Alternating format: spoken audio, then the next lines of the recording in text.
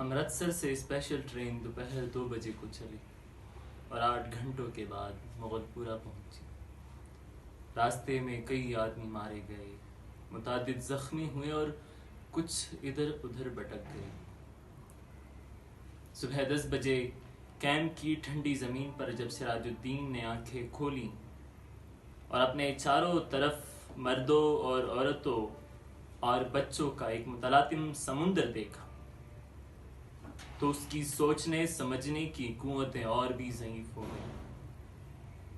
وہ دیر تک گدل آسماں کو ٹک ٹکی باندھے دیکھتا رہا۔ اوپر تلے اس کے دماغ پر کئی تصویریں دوڑ گئیں، لوٹ، آگ، بھگم باغ، اسٹیشن، گولیاں، رات اور سکینہ۔ سراج الدین ایک دم اٹھ کھڑا ہوا اور پاگلوں کی طرح اس نے اپنے چاروں طرف پھیلے ہوئے انسانوں کے سمندر کو کھنگالنا شروع کیا۔ پورے 3 گھنٹے وہ سکینہ سکینہ پکارتا کیمپ کی خاک چھانتا رہا، مگر اسے اپنی جوان اکلوتی بیٹی کا کوئی پتہ نہ ملا۔ سراج الدین نے اپنے تھکے ہوئے دماغ پر بہت زور دیا، مگر وہ کسی نتیجے پر نہ پہنچ سکا۔ کیا وہ سکینہ کو اپنے ساتھ اسٹیشن تک لے آیا تھا؟ راستے میں جب بلوائی گاڑی کے اندر گھس آئے تھے تو کیا وہ بے ہوش ہو گیا تھا جو وہ سکینہ کو اٹھا کر لے گئے تھے؟ سراج الدین کے دماغ پر سوال ہی سوال تھے، مگر جواب کوئی بھی نہیں تھا۔ اور پھر وہ ان لوگوں سے ملا جو اس کے مدد کے لیے تیار تھے۔ وہ 8 نوجوان تھے۔ سراج الدین نے ان کو لاکھ دعائیں دی اور سکینہ کا حلیہ بتایا۔ گھورا رنگ، بہت ہی خوبصورت، مجھ پر نہیں اپنی ماں پر تھی۔ عمرہ 17 برس کے قریب، آنکھیں بڑی بڑی، بال سیاہ، دہانے گال پر موٹا سا تل، میری اکلوتی بیٹی ہے، ڈھونڈ لاؤ، خدا تمہارا بھلا کرے۔ رضاکار نوجوان ایک روز اسی خدمت کے لیے لاری پر امرتسر جا رہے تھے کہ سڑک پر انہیں ایک لڑکی دکھائی دی۔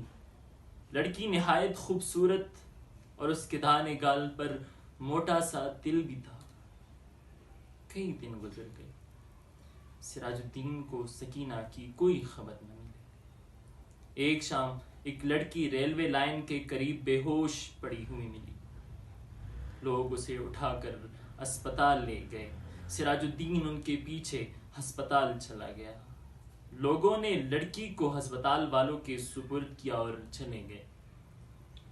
سراج الدین آہستہ آہستہ اندر چلا گیا۔ کمرے میں کوئی بھی نہیں تھا۔ ایک اسٹریچر تھا جس پر ایک لڑکی، ایک لاش پڑی ہوئی تھی۔ ڈاکٹر نے جس کمرے میں روشنی کی تھی سراج الدین سے پوچھا، کیا ہے؟ سراج الدین کے حلق سے صرف اتنا نکل سکا، جی میں اس کا باپ ہوں۔ ڈاکٹر نے اسٹریچر پر پڑی ہوئی لاش کی طرف دیکھا اور اس کی نبض ٹٹولی۔ سراج الدین سے کہا، کھڑکی کھول دو۔ سکینہ کے مردہ جسم میں جنبش پیدا ہوئی۔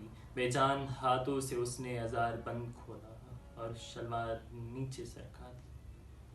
بوڑھے سراج الدین خوشی سے چلایا، زندہ ہے، میری بیٹی زندہ ہے۔